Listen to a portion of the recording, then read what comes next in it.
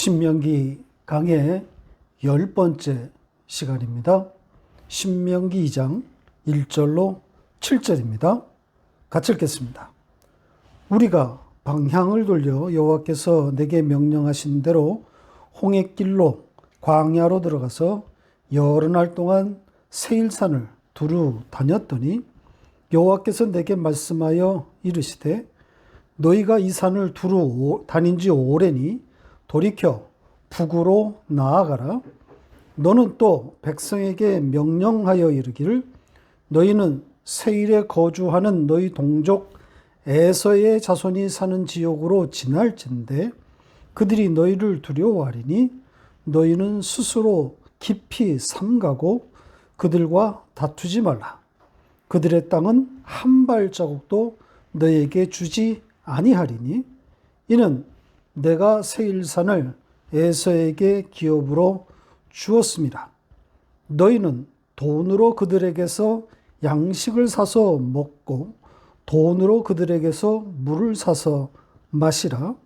내 하나님 여호와께서 내게 하는 모든 일에 내게 복을 주시고 내가 이 큰 광야에 두루 다님을 알고 내 하나님 여호와께서 이 40년 동안을 너와 함께 하셨으므로 내게 부족함이 없었느니라 하시기로. 아멘. 신명기 2장으로 넘어왔습니다. 하나님의 명령에 반하는 이스라엘의 입성. 그걸 강행했다가 망하게 된 이스라엘이 하나님께로 돌아와 통곡하며 부르짖자 하나님은 이스라엘에게 가나안이 아닌 가데스로 돌아갈 것을 명령했지요. 그 하나님의 말씀대로 이스라엘은 다시 모세의 영도 아래 홍해길을 따라 광야로 들어가게 됩니다. 그들의 목적지는 가데스입니다. 여기서 약 40년, 정확하게는 38년을 머문 후에 이전의 루트가 아닌 요단강을 따라서 묵상하게 됩니다. 그렇게 광야 40년을 채우고 1세대는 광야에서 죽고 2세대가 요단강을 건너 여리고성을 통해 가나안에 입성하게 되는 거죠. 이 이스라엘의 가데스 38년 역사를 신명기는 단 한 절로 요약하고 있습니다. 민수기에는 이 기간 동안 일어난 이스라엘의 배반의 역사들, 사건들을 비롯해서 여러 이야기들이 기록되어 있는데 여기 신명기에서는 단 한 줄로 그 38년을 담아 놓았습니다. 이스라엘이 여호와의 명령하신 대로 홍해길로 광야로 들어갔다. 이렇게 요약했습니다. 홍해가 등장한 것에 유의할 필요가 있다고 말씀드린 바 있습니다. 홍해까지 가라는 명령이 아닌데 홍해길을 따라 가데스로 이렇게 표현한 거란 말이죠. 문자적으로는 어색한 표현입니다. 지금 애굽에서 가데스로 북진하는 거라면 홍해길을 따라 가데스로 이것이 자연스럽지만 그게 아니잖아요. 반대쪽으로 그러니까 아모리 족속의 가나안에서 가데스로 남진하라는 것인데 홍해길을 따라 가데스로 이것은 맞지 않는단 말이죠. 홍해를 빼야 오히려 자연스럽습니다. 가데스는 홍해보다 아주 한참 북쪽이란 말이죠. 지리적으로 맞지 않는 표현입니다. 그럼에도 지금 두 번째로 이 같은 표현 홍해길을 따라 가데스로 광야로 지금 이렇게 표현하고 있단 말이죠. 어떻게 읽으라는 거겠습니까? 예, 하나님께서 이스라엘을 가데스로 보낸 그 의도가 고스란히 담겨져 있다는 거죠. 홍해를 다시 배우라는 겁니다. 가데스로 들어가서 홍해에서 경험했던 그 하나님의 구원을 곱씹어 보라는 거죠. 하나님께서 하신 일을 생각하라는 겁니다. 실제로 민수기를 보면 그 이스라엘의 반복되는 그 원망과 배신, 또 그에 따른 하나님의 진노, 또 거기에 이어진 하나님의 이스라엘의 회개, 그리고 하나님의 구원, 이 전형적인 성경의 패턴이 민수기에 반복되는 것을 볼 수 있습니다. 고라 자손이 당을 지어서 지휘관 250명을 모아서 모세에게 대항한 사건이라든지 그 유명한 무리바의 반석 사건, 이런 것들은 다 민수기에 기록되어 있단 말이죠. 이게 다 뭡니까? 이스라엘이 죽었다가 살아나는 사건들 아닙니까? 구원이 무엇인지를 담고 있는 거란 말이죠. 그 홍해 사건의 반복, 되풀이라고 보시면 됩니다. 반복해서 하나님의 구원, 그 은혜를 배우게 되는 겁니다. 자, 오늘은 이 홍해길이란 표현과 함께 또 눈여겨볼 또 하나의 지명이 있습니다. 1절에 또 어떤 장소가 등장하고 있습니까? 세일산입니다. 세일산이 등장하고 거기서 여러 날 동안 두루 다녔다. 이렇게 되어 있습니다. 그 가데스 광야 38년을 이 세일산이라는 단어에 함축시켜 놓았습니다. 여러 날 세일산을 두루 다녔다. 이게 뭘 담고 있는 표현이겠습니까? 문자 그대로 38년간 세일산을 돌아다녔다는 말은 아닐 테니까. 그러니까 어떤 담아놓은 의미가 있는 거 아니겠습니까? 상징이란 말이죠. 세일산. 이 산, 이 장소가 담고 있는 의미가 무엇일까요? 이 세일산에서 어떤 일이 일어났습니까? 1장 44절을 다시 볼까요? 같이 읽겠습니다. 그 산지에 거주하는 아모리 족속이 너희에게 마주 나와 벌떼같이 너희를 쫓아 세일산에서 쳐서 호르마까지 이른지라. 우리가 지난주에 살펴봤던 말씀인데요. 하나님의 말씀을 왜곡해서 가나안 입성을 시도했다가 쫓겨나는 그 이스라엘 모습 아닙니까? 그 죽음의 장소로 세일산이 등장했단 말이죠. 그러니까 이스라엘의 죽음의 자리, 바로 세일산인 거죠. 다시는 가고 싶지 않은 곳, 아픈 곳, 세일입니다. 자, 그런 세일산인데 여기에서 여러 날, 즉 38년을 얘기하는 거겠죠. 이 산을 돌아다녔다. 이렇게 표현한 겁니다. 그렇죠? 여기에 등장하는 이 지명들, 가데스, 세일산, 호르마, 이런 그 고대 지명들, 이 위치에 대한 여러 논쟁들이 있지만, 그래서 이스라엘이 아모리 족속에게 패한 그 세일산 주변을 이스라엘이 38년 동안 돌아다녔다, 배회했다. 과연 이게 맞는 표현인가? 이럴 수 있겠는가? 비판하는 소리들이 있는데 오늘 여기서는 그걸 따지지 않겠습니다. 또 그리 중요한 것도 아니고요. 제가 조금 전에 말씀드린 것처럼 이 세일산이 담고 있는 상징이 중요합니다. 세일산을 여러 날 동안 두루 다녔다, 배회했다, 돌아다니다, 이런 뜻이거든요. 그러니까 문자적으로도 어색한 이 표현이 왜 등장하고 있는지 우리는 생각해 봐야 하는 겁니다. 지금 이스라엘은 온통 가나안 생각에 매몰되어 있습니다. 가나안에 들어가는 것, 이게 전부인 거죠. 이 생각밖에 없어요. 가나안 지상주의. 거반 죽게 되었으니까, 아모리 족속에게 쫓겨서 거의 죽게 되었으니까 돌이켜 하나님 앞에 나와 통곡하며 살려달라고 부르짖고 있지만, 사실은 여전히 그들 안에 이 가나안 생각으로 아직도 차 있는 거죠. 지워지지 않는 겁니다.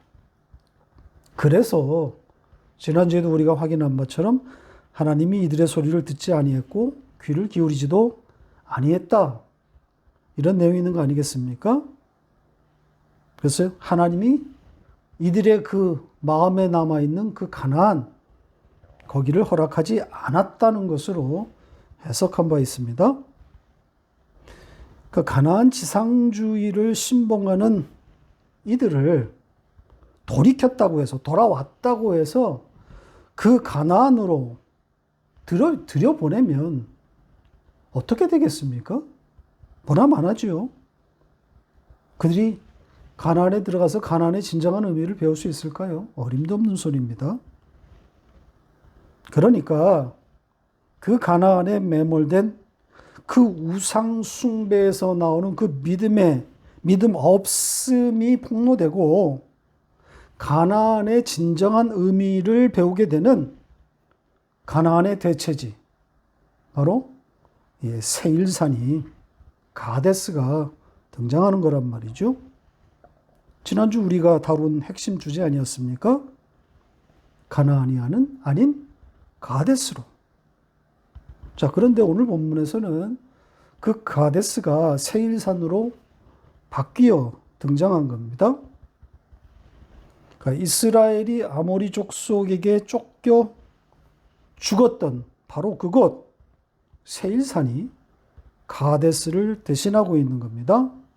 그러니까 가데스의 의미를 이 세일산이 더욱 강화하고 있다, 이렇게 말할 수 있는 거죠. 이 여러 날 동안 세일산을 두루 다녔다, 배회했다.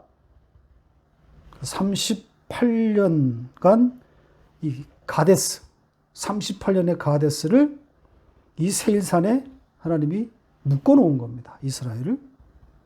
세일산을 떠나지 못하게 하셨다는 거죠. 아까도 말씀드린 것처럼 문자 그대로 읽으면 이상한 내용입니다. 세일산을 몇몇 돌았다는 거니까요. 그리고 이 세일산이 담고 있는 상징을 알아야 하는 거죠. 우리가 죽어야 할 자리, 내 근본이 폭로되는 자리, 하나님 앞에 나와 통곡하며 부르짖을 수밖에 없는 은혜의 자리, 세일산이 담고 있는 상징적인 의미입니다. 그러니까 이스라엘이 있어야 할 자리는 가나안이 아니라 오히려 가데스, 이 세일산이 되는 거겠죠. 왜 세일산에서 아모리 족속의 칼을 맞았는지를 생각해 보라는 것. 그것을 통해서 가나안의 진정한 의미를 가르치려는 의도인 거죠. 가나안을 지워버리고 하나님께 집중하라는 뜻이 아니겠습니까? 하나님을 배우는 장소로서 세일산이 등장하고 있는 겁니다. 자, 이 정도 하고 다음 내용으로 가보겠습니다. 2절인데요. 2절은 우리가 자주 봤던 바로 패턴, 여호와께서 말씀하셨다. 이 문장이 등장하고 있습니다. 역시 동사 말씀하셨다. 이 단어가 문장의 첫 단어입니다. 말씀의 등장인 거죠. 어떻게 읽으라는 거겠습니까? 말씀이신 예수 그리스도로 읽으라는 거죠. 구원이 담긴 복음으로 읽어야 하는 겁니다. 자, 그럼 바로 그 말씀의 내용을 살펴보도록 하겠습니다. 자, 3절에서 하나님은 이렇게 말씀하십니다. 너희가 이 산을 두루 다닌 지 오래되었다. 자, 이 문장의 첫 단어가 무엇일 것 같습니까? 자, 강조가 된 첫 단어, 오래로 번역된 시간을 나타내는 형용사인데요.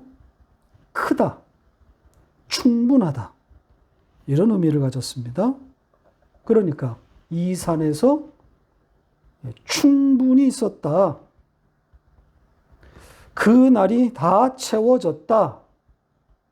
이런 의미가 되는 거죠. 조금 해석을 가하면 너희의 날이 다 되었다. 1세대의 종말을 담았다고 할 수 있습니다. 좋은 말로 완성되었다. 이렇게 말할 수 있는 거죠. 비록 가나안에 들어가지 못했지만 그 아픈 패배와 죽음의 장소인 세일산 주변을 돌면서 가나안의 의미를 곱씹는 시간을 보내므로 가나안의 진정한 의미를 배우게 되었다는 그런 뜻입니다. 그러니까 물리적인 가나안에는 들어가지 못했지만 영적 가나안에 이르게 되는 거죠. 물론 이스라엘이 스스로 이 자리에 오른 것은 아닙니다. 인간은 그럴 수 없어요.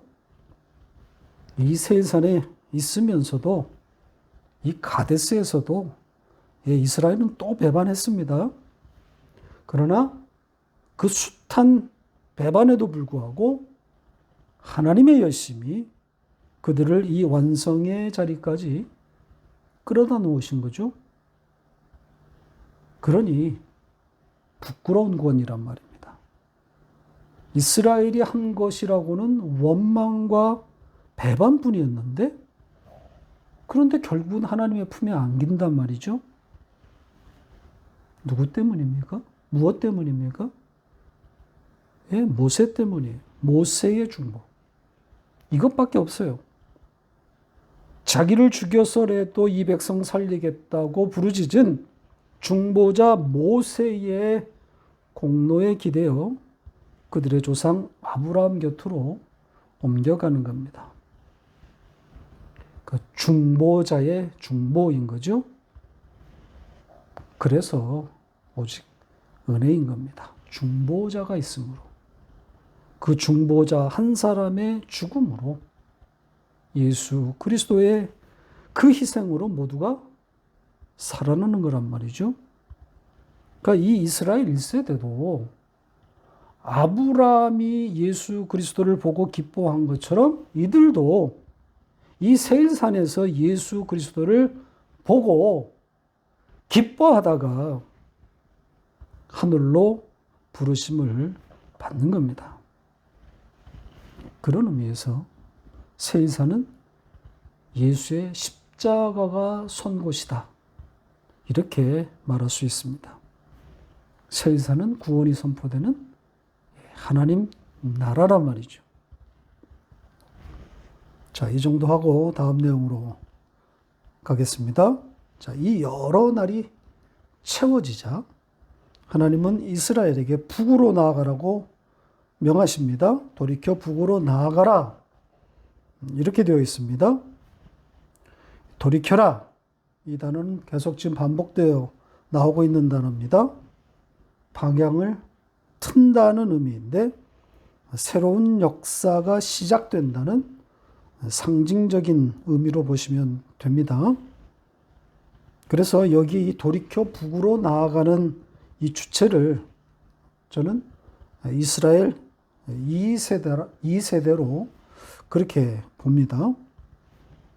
그러니까 이 3절에서 세대가 갈린다고, 그러니까 의미상 그렇다는 거죠. 문법적으로 그렇지 않은데 잠깐 세대에 대한 이야기를 하고 가죠. 성경에는 이 이스라엘 1세대에서 2세대로의 전환이 명확히 나타나고 있지는 않습니다.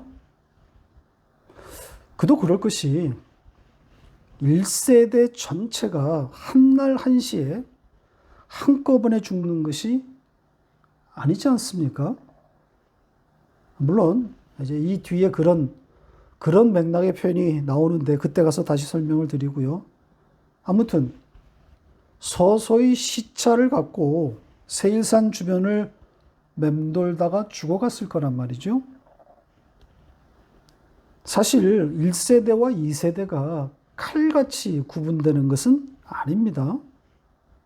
만약 이스라엘 그 2세대를, 다음 세대를 홍해를 건너온 이후에 태어난 이스라엘의 자손이다, 이렇게 본다면 홍해를 막 건너서 결혼한, 그래서 다음 세대 아이를 낳은 그런 초짜 부모들 같은 경우에 이 부모들, 이들을 1세대로 볼 것인가 2세대로 볼 것인가? 답할 수 있겠습니까? 이제 겨우 60 정도 됐을 거란 말이죠. 이 세일산에서의 모든 날이 채워졌을 때 겨우 60이란 말입니다. 그리고 그때 태어난 그 아이들, 후손은 40을 바라보고 있지 않겠습니까? 중년입니다.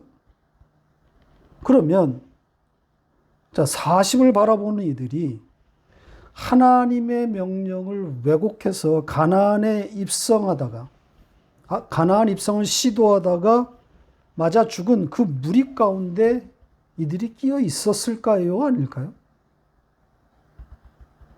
1세대만 골라서 가나안으로 올라가고 애굽에서 태어나지 않은, 그러니까 홍해를 건넌 후 태어난 2세대는 40을 바라보는데도 2세대니까 가나안에 따라 올라가지 않았다, 이렇게 말할 수 있을까요?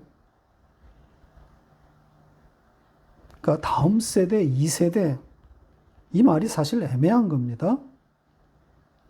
그러니까 어디까지 1세대이고 어디까지 2세대인가? 자, 이것은 성경의 관심사가 아닙니다.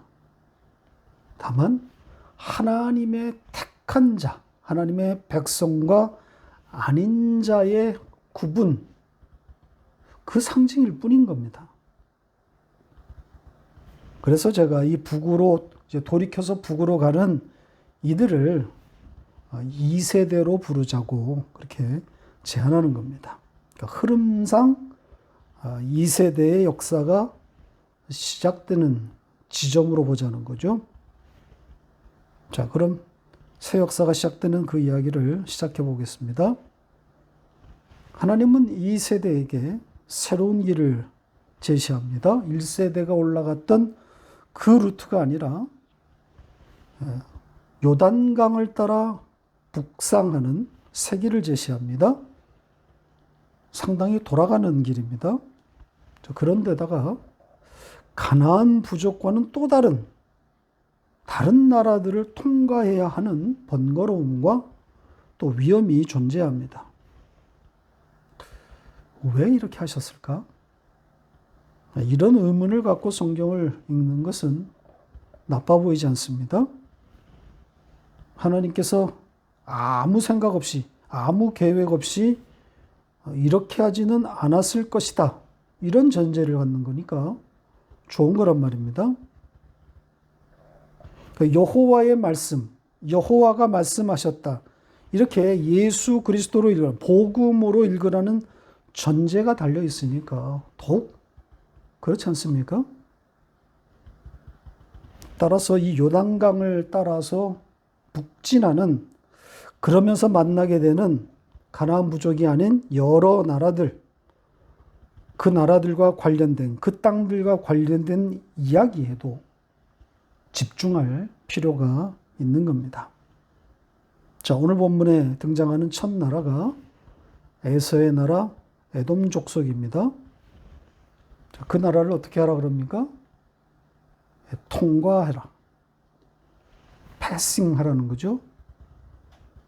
그 나라 한 복판으로 관통하라는 의미입니다. 참으로 이상한 명령입니다. 에돔과 전쟁을 벌일 것도 아닌데 왜 이 나라를 관통하라는 걸까요? 돌아가면 될 텐데요. 가나안 입성이 그리 급한 것도 아니지 않습니까? 날짜를 정해놓고 지금 행진하는 것도 아닌데, 그러면 관통이 아니라 싸움할 것이 아니라면 우애가 맞는 것 아닙니까? 자, 하나님의 의도가 무엇인지 알기 위해서 내용을 좀 더 자세히 들여다봐야 할 것 같습니다. 에돔 족속의 땅을 통과할 때에 하나님이 이 주신 행동 지침들을 좀 살펴보면 실마리가 나올 것 같습니다. 하나님께서 몇 가지를 당부하셨는데 요약해 보면 스스로 깊이 삼가하라, 싸움을 걸지 말아라, 그리고 먹을 양식과 물은 돈을 지불하여 얻어라. 그러면서 이 명령의 배경으로 이 에돔 족속이 너희들을 두려워하고 있다. 이것과 또 조상 야곱의 형제였던 에서의 땅이다. 이런 표현이 등장하고 있습니다. 에서에게 하나님이 이 땅을 기업으로 주었다. 이런 표현까지 있습니다. 그래서 그들의 땅 한 발자국도 하나님은 너에게 주지 않을 것이다. 이렇게 되어 있단 말이죠. 마치 하나님과 에서 사이에 언약이 있었던 것 같은 인상을 주고 있단 말입니다. 다음 주에 등장하는 모압 땅도 같은 취지입니다. 또 그 다음에 나오는 암몬 땅도 마찬가지입니다. 롯에게 준 기업, 하나님이 롯에게 준 기업이라는 그런 근거를 대면서 그 땅 절대로 너에게 주지 않을 것이다. 이렇게 되어 있단 말이죠. 형제의 나라의 땅이니 싸우지 말고 통과하라. 지금 이렇게 되어 있습니다. 자, 여기서 이 논쟁이 에서의 구원, 롯의 구원, 또 나아가서 그 후손들인 모압, 암몬, 이런 아랍인들, 또 이들과 이스라엘 관계, 이런 쪽으로 계속 확대해서 추적해 가면 꼬이게 됩니다. 성경 해석에 답이 없어요. 이들에게 과연 구원이 주어진 것인가? 그들은 구원받았는가? 제가 계속 지금 말씀드리는 것이지만 성경은 특정 민족, 특정 개인의 구원 여부에 관심을 두지 않습니다. 그래서 성경을 읽을 때 이런 인물 혹은 민족, 그들의 구원 여부, 이런 것들을 추적하고 탐사하는 것은 부질없는 짓이 되는 겁니다. 계속해서 말씀을 앞으로도 드리겠지만 초점을 사람에게 두지 말고 하나님의 이끄심, 하나님의 행위, 하나님의 동작에 초점을 맞추어야 됩니다. 하나님의 의도를 찾아가야 하는 거죠. 자, 다시 돌아와서 하나님은 왜 계속해서 이스라엘에게 이런 행동 지침을 내리고 있는 걸까요? 자, 그들이 두려워하고 있는데 그러나 너희는 깊이 삼가하라. 또 싸우지 마라. 나는 너희에게 그 땅을 주지 않을 것이다. 그리고 먹을 양식, 물을, 돈을 지불하고 구입해라. 거의 잔소리 가깝지 않습니까? 자, 이런 행동 세부 지침이 있었다는 것으로 미루어 볼 때 우리는 이스라엘에게 일어났을 법한 그런 상황을 그려볼 수 있습니다. 아, 이스라엘이 유혹을 받았겠구나. 이스라엘의 도발이 예상되는구나. 그도 그럴 것이 지금 40년간 자기 소유의 땅 없이 지금 떠돌이의 삶을 살아왔는데 눈앞에 먹음직한, 먹기 좋은 땅이 나타난 겁니다. 지금 그 땅 거민은 겁에 질려 있단 말이죠. 그러니 유혹이 얼마나 더하겠어요? 가나안에 들어갈 때 들어가더라도 그건 그때이고 이 먹기 좋은 이 땅을 차지해서 가나안 전진 기지로 삼으면 되는 것 아니겠습니까? 이런 유혹이 있었음을 짐작케 하는 그런 내용이 이 7절입니다.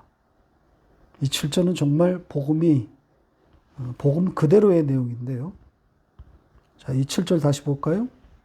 이 보시는 것처럼 이 문장에서 하나님의 동작을 담고 있는 동사들을 제가 표시해 놓았습니다. 복을 주셨다, 아셨다, 함께 하셨다. 세 가지의 동작이 나와 있습니다. 하나님은 너희가 하는 모든 일에 복을 주셨다. 하나님은 너희 광야 40년의 배회를 아셨다. 그리고 하나님은 이 기간 너희와 함께 하셨다. 그러므로 너희가 부족함이 없었다. 자, 이런 내용이 있는 것으로 봐서 눈앞에 보이는, 먹기 좋아 보이는 그 땅에 유혹되지 말아라. 내가 지금까지 너희를 부족함이 없이 채워주지 아니했는가? 그리고 너희는 지금 가나안을 향해 가고 있지 않은가? 여기가 목적지가 아니다. 이런 의미를 담아놓은 것 아니겠습니까? 자, 이 말씀은 현장에 있었던 이스라엘의 시각으로 보면 동의할 수 없는 내용이었을 겁니다. 민수기의 기록을 보면 결코 이스라엘이 이 기간 만족하지 않았단 말이죠. 큰 배반 사건이 2번이나 있지 않았습니까? 그런데 하나님의 시각은 복이라는 겁니다. 하나님이 함께 하신 부족함이 없는 복의 시간이었다. 이렇게 말하고 있습니다.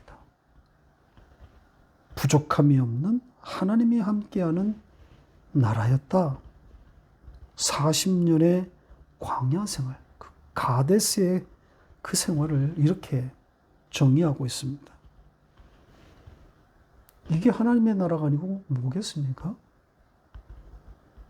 하나님의 나라, 천국을 정확히 정의하고 있지 않습니까? 가나안이 아닌 가데스가 천국이라는 역설입니다. 이게 성경의 시각입니다. 하나님의 나라를 오해하면 안 됩니다. 가나안에 들어가기만 하면 된다. 이 깊은 병을 치료하고 있는 겁니다. 인간들은 가나안에 도달해야만 복인 줄 알아요. 아마 아브라함도 그랬을 겁니다. 그래서 하나님은 아브라함을 가나안에 정착시켜주지 않고 인생 내내 유랑생활, 유목민의 삶을 살게 하지 않았습니까? 뺑뺑 돌아다녔단 말이죠. 왜요? 그 땅, 그 가나안의 진정한 의미를 알게 하시려는 의도 아니겠습니까? 하나님이 함께 하심이, 그 하나님이 함께 하는 것이 곧 부족함이 없는 복된 삶이다. 그것이 복이다. 이걸 배우게 되는 거란 말입니다. 이 고백을 내놓게 하려고 인생 뺑뺑이를 돌리고 있는 겁니다. 희노애락, 생로병사의 역사를 살면서 성경이 말하는 복, 그 하나님에 대한 동의를 기억고 얻어내는 겁니다. 그 희노애락과 생로병사를 마주하고 있을 때에는, 마주하는 우리로서는 너무 힘들고 혹은 너무 좋아서 들뜨고. 그래서 지금 이런 말씀에 동의가 안 되었었는데 지나고 나 보니까 그것이 전부 하나님이 함께 하셨던 복이었고 내게 부족함이 없었던 참 만족이었음을 고백하게 되는 것 아닙니까? 눈앞에 펼쳐진 이 에돔 족속의 땅을 침을 흘리면서 헐떡거리면서 어떻게 하면 차지할 수 있을까? 저것만 먹어버리면 행복인데 하던 내가 그것에 손을 못 대고 아쉬워하며 통과하니 억지로 끌려가니 어느덧 가나안 앞에 서 있는 나를 보게 되는 것 아닙니까? 하나님의 간섭, 하나님의 열심이 아니었다면 불가능한 일입니다. 삼가 주의하라, 싸우지 말아라, 내가 한치도 그 땅을 주지 않을 것이다. 그냥 먹을 생각 말고 돈 주고 사서 먹어라. 이렇게 일일이 간섭하시는 하나님의 그 열심, 그 열심으로 우리를 찾아오셔서 스토킹하시면서 끌어왔기 때문에 가나안에 도착하게 되는 거란 말입니다. 그렇지 않는다면 먹기 좋은 에돔 족속의 그 땅을 먹고 그 자리에 주저앉아서 자기를 섬기는 우상 숭배로 망했을 겁니다. 다음 시간 계속 이어진 내용으로 돌아오겠습니다.